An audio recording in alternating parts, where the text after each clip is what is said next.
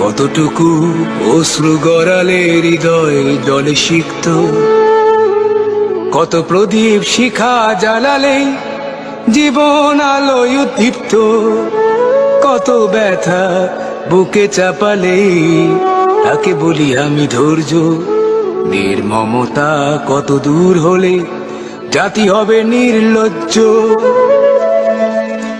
আমি চিৎকার করে কাঁদিতে চাহিয়া করিতে পারিনি চিৎকার, আমি চিৎকার করে কাঁদিতে চাহিয়া করিতে পারিনি চিৎকার।